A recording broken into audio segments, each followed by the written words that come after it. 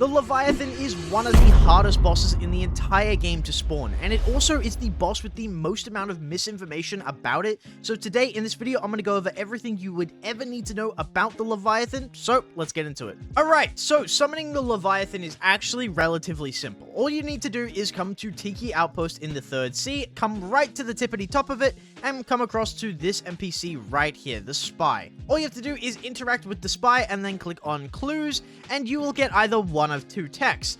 Either you'll get a bunch of text about the Leviathan being out there, and you'll get an option to bribe him, and if you spend 6,000 fragments, you will be able to summon the Leviathan out in the world. The second text you might receive is the one I'm receiving right now. I don't know anything yet, and that basically means you've killed the Leviathan already, and you are on cooldown. If you are like me and you are on cooldown, that means you have to go and defeat 20 sea events out in the sea. It can be literally anything. It can be terror sharks, it can be sea beasts, it can be boats, it can be whatever you want, but as long as you defeat 20, you can summon him again. Now, if you're like me, there's actually a way to get around this. As long as someone in the boat with you has bribed the Spy already, you don't actually need to worry about being on cooldown because it doesn't matter. So basically, if you want to get around this, you could just have someone else bribe the Spy, and then you can go out yourself and look for the Leviathan and not have to worry about defeating 20 sea events. Okay, so now that you've bribed the Spy, it's time to pick your boat. Now, the best boat, in my opinion, if you have never ever done the actual Leviathan before,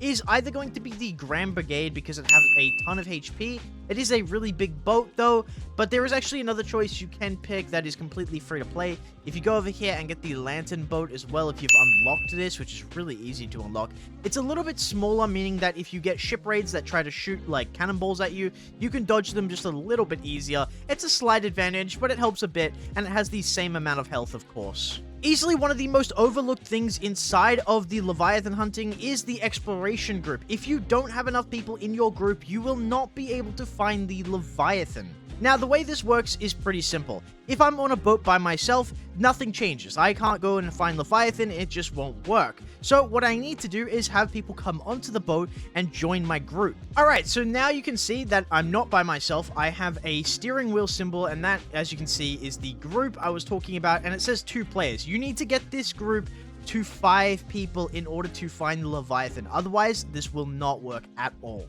Alright, so the next most important thing to talk about is the compass on the left side of your screen. As you can see, we're currently in the level 1 zone, but we are heading into the level 2 zone at the moment.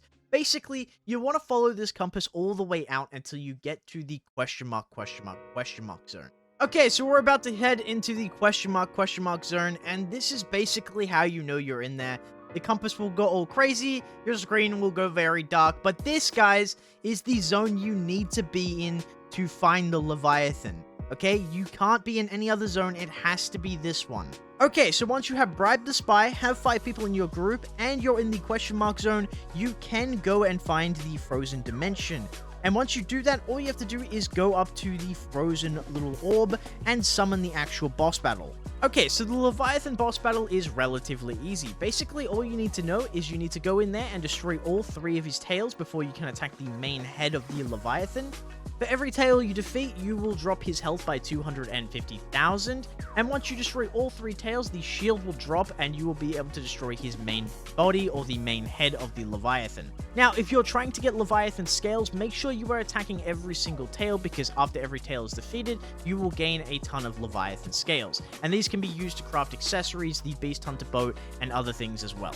So if you want to get the most amount of Leviathan scales, just make sure you're doing a little bit of damage to every single tail before one of them is defeated by someone else. You don't want that happening. Okay, so once you defeat the Leviathan heart will spawn, and if you have the Beast Hunter boat, you can head to it and hook the Leviathan heart with the Beast Hunter boat and bring it all the way back to Tiki Outpost to get the material into your inventory. Now, this item can be used to craft Sanguine Art, which is one of the best fighting styles in the game. It can also be used for mythical scrolls as well to make your weapons better, so it is very important that you're able to get the Beast Hunter boat and do this. But as I said before in this video, you only need 1 person with the actual boat to be able to do this. You don't actually need the boat yourself. Okay, so before this video ends, there is a very important piece of information. The Shipwright subclass is the best thing to have while you are hunting the Leviathan. If you don't have it, you can check out this video I made on it a couple of weeks ago. It will help you repair boats while you are out in sea. It is super important to have. But anyway, guys, that is the end of the video. Thank you for watching. Bye-bye.